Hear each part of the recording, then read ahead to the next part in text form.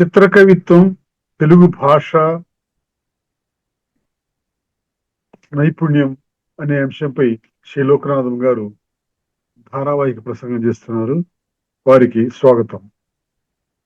నమస్తే సార్. అందరికీ నమస్కారములు. మరి ఈ తెలుగు భాష నైపుణ్యము, తెలుగు భాషను మనమందరం కూడా రక్షించుకొని పునర్వైభవమును తీసుకుని రావాలన్నటువంటి సదుద్దేశంతో మాదిరి ఆచార్య బిట్టు వెంకటేశ్వర్లు గారు కృషి చేస్తున్నారు. మనమందరంగా చేదోడు వాదోడుగా మన యొక్క సహాయ సహకారాలను అందించాలని నేను మరి కోరి ప్రార్థించుతున్నాను. సాటిలేనట్టి కోకిల పాటవోలే, లాలి పాపకు తన తల్లి పాలవోలే, చెట్టు పైనన్న యొక్క తేన పట్టువోలే, తీయనైనట్టి భాష మన తీయనైనట్టి భాష నా తెలుగు భాష భాష సకల దేవతల్ మెచ్చడి శ్రావ్య భాష భవితను నేర్పించు భవ్య భాష మంచి అన్నది మహిళన పంచు భాష సేట మాటల గల్గున తెలుగు భాష తెలుగు భాష కథలు గేయాలు కవితల గట్టు భాష వచన సాహితీ లోకము వరలు భాష సకల ప్రక్రియలున్నట్టి సాధు భాష దేవి భారతి రూపున తెలుగు భాష.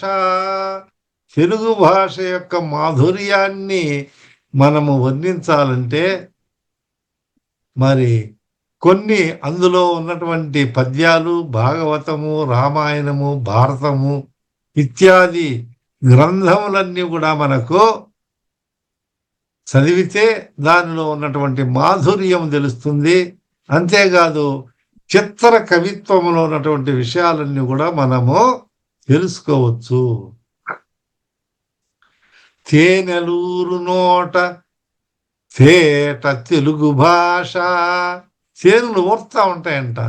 మన తేనంటే అది శక్తివంతమైనది, తర్వాత చాలా తీపి అయినటువంటి పదార్థము, ఆరోగ్యానికి ఎంతో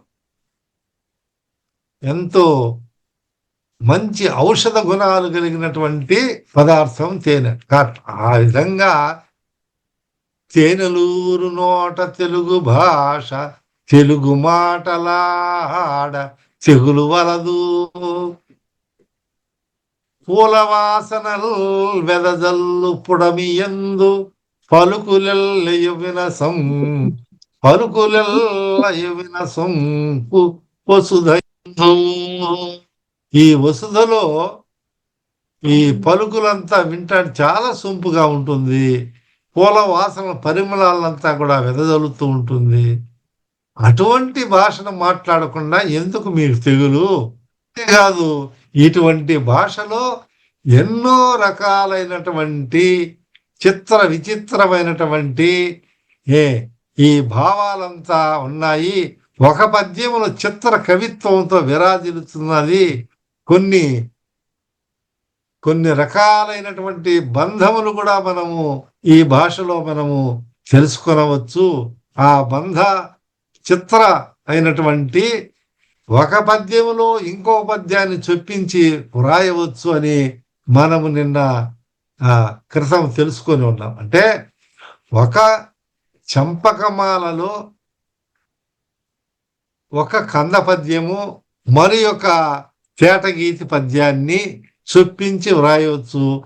అందులో ప్రాసలు మరి మరి అంతర్గతమైనటువంటి గర్భస్థమైనటువంటి పద్యముల్లో కూడా ప్రాస యతి నియమాలు ఉండాలి.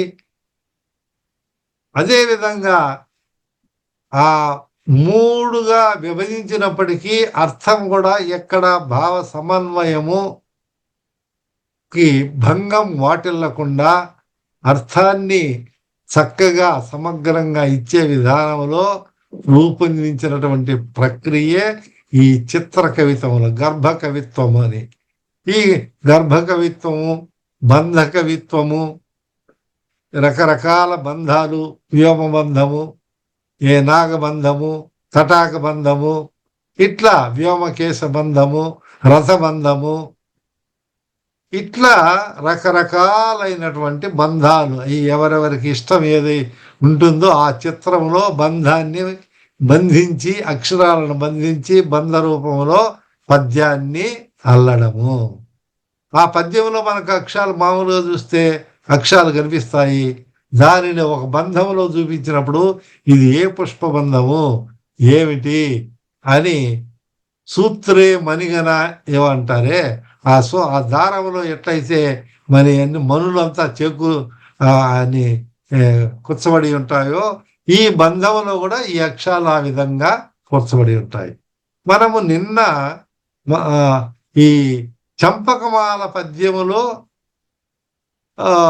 కంద పద్యము, తేటగీతి పద్యం అనేది మనము ఎట్లా ఉన్నదనే ఉదాహరణని గురించి తెలుసుకున్నాము. ఇప్పుడు అదేవిధంగా ఈ ఉత్పలమాలలో మనము ఇంకో పద్యాన్ని ఎట్లా దాన్ని చొప్పించి వ్రాయవచ్చు అంటే ఉత్పలమాలలో ఏమిటి ఘనములు ఏమిటి? భర నా భ భర వ భ ర నా భ భ ర వ. భాకు వచ్చి మనకు తెలుసు గణాలు. గురువు రెండు లఘువులు ఉంటే అది భగనము. తర్వాత మధ్యలో లఘు ఉండి రెండు పక్కల గురువులుంటే గురువు లఘువు, గురువు ఉంటే రగనము. తర్వాత నగనము, మూడు లఘువులే ఉంటే నగనము. మళ్ళా తర్వాత రెండు భగనాలు, మళ్ళా తర్వాత రగనము, తర్వాత వగనం. ఈ విధానంలో ఉండాలి. ఈ దీంట్లో మనం ఒక తేటగీతి పద్యము, ఇంకొక పద్యము మనము దానిలో చొప్పించి వ్రాయాలంటే దీనిని నేను అంటే కొన్ని పద్యాలు చంపకమాలలోను, మరికొన్ని పద్యాలు ఉత్పలమాలలోను. దాని ఉత్పలమాలలో తేటగీతి ఉంటుంది, చంపకమాలలోనూ తేటగీతి ఉంటుంది. అంటే ఈ రెండు రకాలైనటువంటి పద్యములలో మనము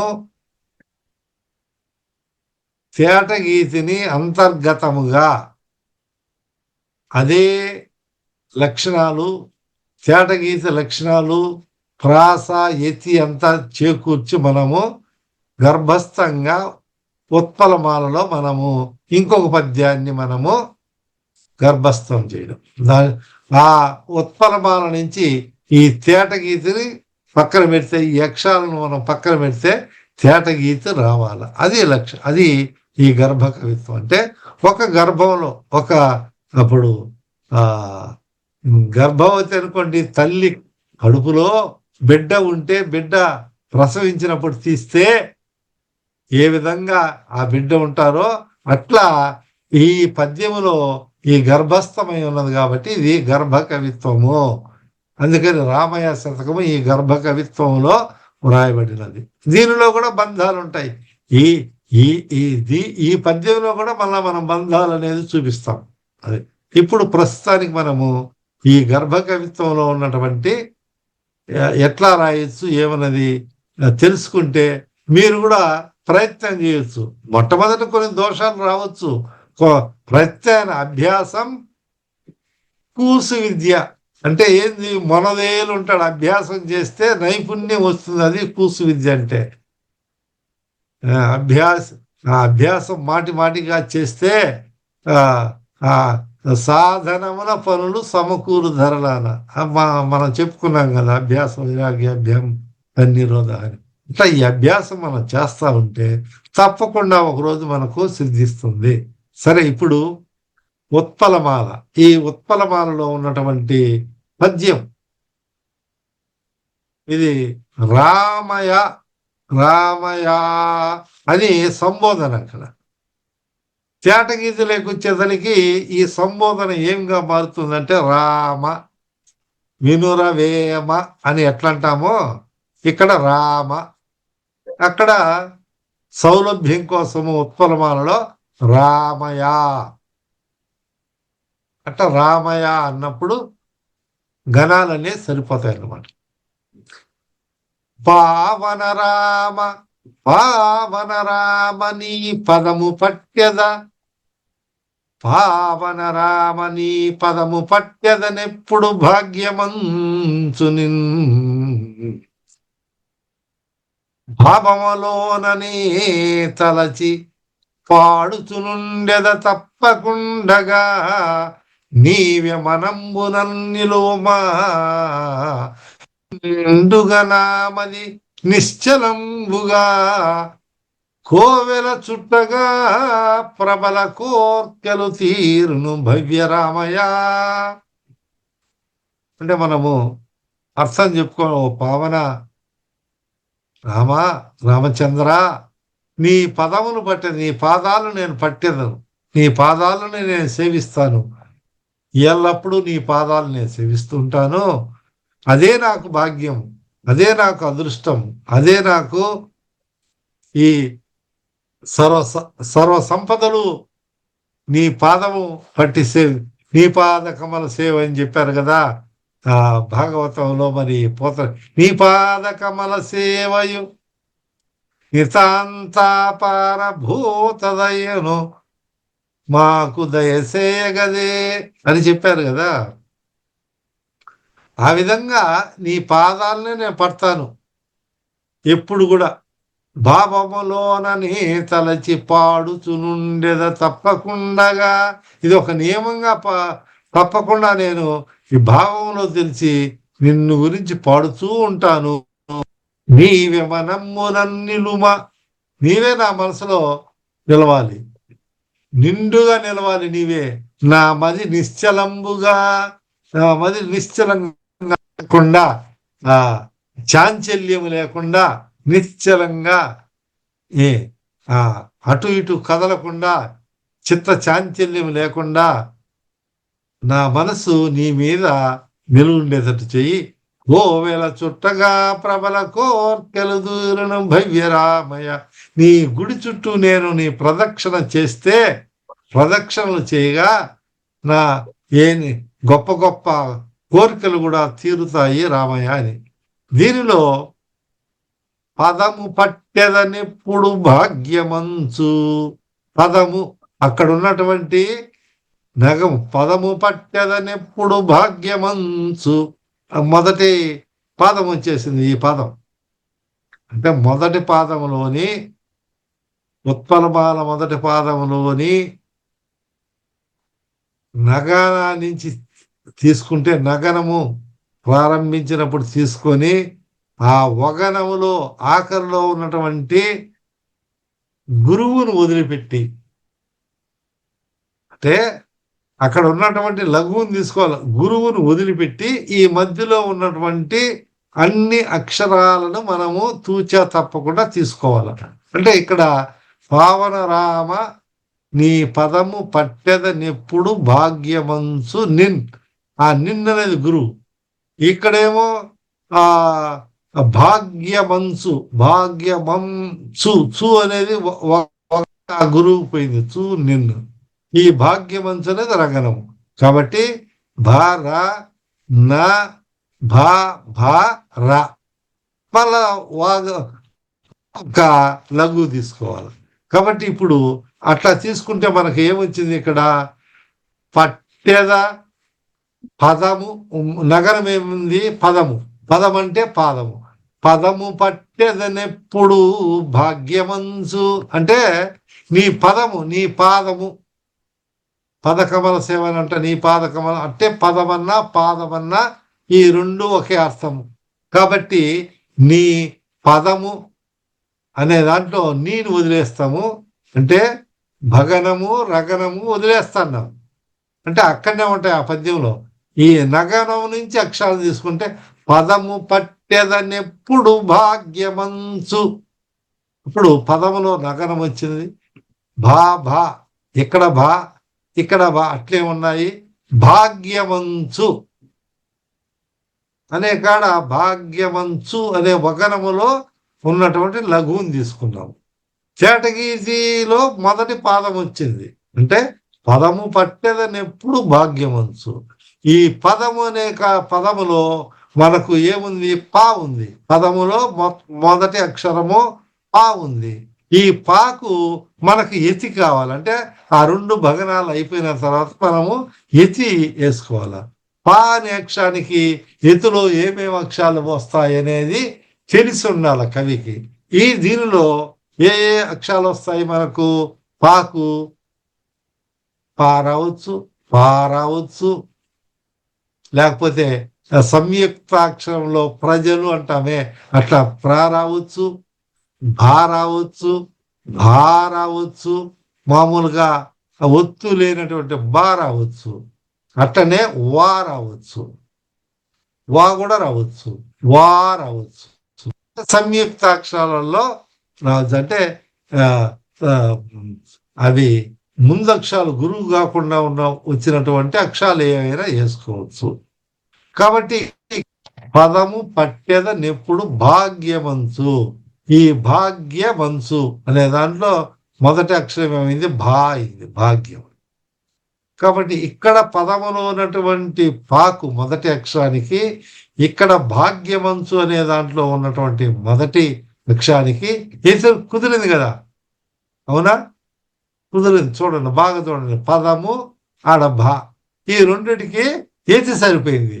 ఈ ఎతి చేటగీతులు అంటే నీవు ఉత్పలమాలలో యతి స్థానం మళ్ళా అక్కడ ఎన్నో అక్షరము? 10వ అక్షరము. ఈ 10వ అక్షరం కూడా మొదటి పాదంలో చూడండి సరిపోవాల. ఇక్కడ చూడండి, పావన రామ నీ పదము పట్టెద. ఆ పట్టెద అనే దాంట్లో పా, ఇక్కడ పా ఉంది. పావన రామలో ఉత్పలమాలలో భరనవ భరవాన్ అనుకున్నాం కదా. దీనికి ఉత్పలమాలలో 10వ అక్షరం అంటే 1 2 3 4 5 అని 10వ అక్షరము భగనములో మొదటి అక్షరము గురువు అవుతుంది. 2 భగనాలు ఉన్నాయి. అంటే మొట్టమొదటి వచ్చినటువంటి భగనములో మొదటి అక్షరము యతి స్థానం అవుతుంది, యతి. ఇప్పుడు ఈ ఉత్పలమాలలో మొదటి పాదానికి మనము పా ఉంది, పావనలో పా ఉంది. 10వ అక్షరము ఏమి రావాలి? పాకు సంబంధించే రావాలి. అంటే ఇక్కడ మనకు ఈ చేటగీతిలో మొట్టమొదటి పాదం కూడా పానే వచ్చింది, ఇక్కడ పా వచ్చింది. అదేదో కాకతాళీయం అనుకోండి, దాని గురించి కాదు. పా ఉంది కాబట్టి ఇక్కడ 10వ అక్షరము పాకు సంబంధించినది ఉండాలా. అంటే ఇక్కడ ఏంది? పా ఉండొచ్చు, పా ఉండొచ్చు, హా ఉండొచ్చు, లేదా బా ఉండొచ్చు, భా ఉండొచ్చు, లేదా వా ఉండొచ్చు. పాకు ఏ అక్షరాలైతే యతి మైత్రిని కూర్చుతాయో అటువంటి అక్షరాలు ఉండాలా. అంటే ఇక్కడ పావనరామని పదము పట్టెద అనే పట్టెదనే కాడ ఏ అక్షరం వచ్చింది? పా వచ్చింది. అంటే ఇక్కడ పావనలో ఉన్నటువంటి మొదటి అక్షరం పాకు, అక్కడ భగనములో ఉన్నటువంటి 10వ అక్షరం రెండో గణం కూడా భా భా. మొట్టమొదటి భగనంలోనే మనం ఏసి అన్నమాట. రెండో భగనం భగనం ఉండాలంతే. అప్పుడు ఈ పావనలో ఉన్నటువంటి పాకు, పట్టెదలో ఉన్నటువంటి పాకు యతి సరిపోయింది. అంటే పాలలో 10వ అక్షరము యతి స్థానం సరిపోయింది. అదే దానిలో ఉన్నటువంటి చేటగీతి పదములో మొదటి అక్షరం పదములో పాకు సరిపోయింది. తర్వాత 2 భగనాలు వచ్చిన తర్వాత భాగ్యమంతు అనే కాడ భా వచ్చింది. ఈ పట్టు విడుపులో లేకపోతే ఈ కీలకాలను మనము తెలుసుకుంటే గర్భ కవిత్వం రాయొచ్చు. అంటే ఇక్కడ 2 ఎత్తులు. మరి నిన్న చంపకమాలలో కూడా అంతే. అంటే ఆడ 11వ అక్షరం వేసేయింది. ఆ 11వ అక్షరము మొట్టమొదటి ఈడ పా ఉంటే 11వ అక్షరము పాకు సంబంధించినట్టే ఉండాలి. ఇదే మాట్లాడు. మళ్ళా కంద పద్యం ఉంది. ఆ కంద పద్యానికి ఎత్తులు ఎక్కడ వస్తాయి ఏమనేది అది ఆ విషయాలు కూడా మైండ్లో ఉండాలి. అంటే కవికి ఇది సరిపోదు. ఆ మొట్టమొదట ఆ పదం రాసేటప్పుడే ఇది ఎతి సరిపోయిందా లేదా అని తెలిసిపోతా ఉంటుంది. అంటే మానసికంగా ఈ మెదడులో అతనికి ఒక పిక్చరైజేషన్ అంటారే, ఒక దృశ్యమాలిక ఏర్పడుతుంది. అట్లా ఇప్పుడు 2వ లైన్లు చూడండి. భావములోననే తలచి పాడుచునుండెద తప్పకుండగా, భావములోననే తలచి పాడుచు అంటే 10వ అక్షరం పాడుచు భగనం నుండెదా. ఇక్కడ మొట్టమొదటి అక్షరము భావములోనే భావము. ఇక్కడ భావము అనే దాంట్లో భాకు తర్వాత మొదటి భగనములో ఉండే పాడుచు అనే దాంట్లో ఇక పాకు సరిపోయింది. భాకు పాకు. అక్కడేమో పాకు వచ్చింది. ఇక్కడ భాకు, ఇక్కడ పాకు. 2 దీర్ఘాలే ఉన్నాయి చూడండి. 2 దీర్ఘం రావాలా, గురువు రావాలా. భగనం అంటేనే గురువు రావాలా. కాబట్టి తప్పనిసరి అక్కడ హ్రస్వాక్షరం ఉన్నా ఆడ గురువు అనేది ఉంటుంది. ఎందుకంటే సంయుక్తాక్షరం అంటే ముందున్నటువంటి మా అక్షరం కూడా అది గురువు అవుతుంది. అది ఆ సూత్రం, వ్యాకరణ సూత్రం ప్రకారం గురువు లఘువులు ఎట్లా ఏర్పడతాయనేది మన మెదడులో ఉండాలి. కాబట్టి అప్పుడు గురువు అయింది. ఇక్కడ భావములోననే కలచి పాడుచునుండెద తప్పకుండగా. ఇప్పుడు దీంట్లోంచి మనము చేటగీసి ఒక పాదములో పదము పట్టేదని ఎప్పుడు భాగ్యమంచు అర్థం వచ్చింది. తలచి పాడుచునుండెద తప్పకుండా అంటే నీ పదం పడతాను, మొట్టమొదట్లో నీ పదం పట్టేదని ఎప్పుడు భాగ్యమంచు. నీ పాదాన్ని తలచి పాడుచునుండెద తప్పకుండా అంటే నిన్ను గురించి, నీ పాదాలను గురించి నేను పాడుతూ ఉంటాను అనేది 2వ పాదములో వచ్చింది. అంటే అర్థభంగం కాలేదు ఇక్కడ. ఇట్లా దేని గురించి చెప్తున్నావు అంటే మొదటి లైన్కు ఒక సయోధ్య కుదిరింది. అంటే దాని పొడిగింపు అనేది విరుద్ధ భావం అనేది రాకూడదు అన్నమాట. అట్లా కవి దానిని గమనించుకుంటూ రావాలి, లేకపోతే పదాలు మార్చుకోవాలి. ఇప్పుడు ఈ పావన రామని పదము పట్టేద భాగ్యమంతుని అని చెప్పారు కదా. 2వ పాదంలో భావములోననే తలచి పాడుచునుండేద తప్పకుండా అన్నారు కదా. ఇక్కడ ఈ ఉత్తరమాలలో ఏమి ప్రాస ఉండాలి కదా, ప్రాస నియమం ఉండాలా. కాబట్టి ప్రాస ఇక్కడ ఏమి అక్షరము, పావనలోని వా అనేది ప్రాస అక్షరం. ఈ పావన అనే దాంట్లో 2వ అక్షరం ప్రాస, అది మనందరికి తెలుసు. ఇక్కడ 2వ పాదములో భావములోన భావ, ఇక్కడ వాకు అంటే ఇక్కడ భావములోన ఉన్నటువంటి వా, పావనలో ఉన్నటువంటి వా. ఈ 4 పాదాలలో కూడా ప్రాస నియమం రావాలా. ఆ ప్రాస నియమం కూడా గురించి అంటే ఒకటి ప్రాస నియమం రావాలా వృత్తములో, 2వది 10వ అక్షరంలో ఎసి రావాలా.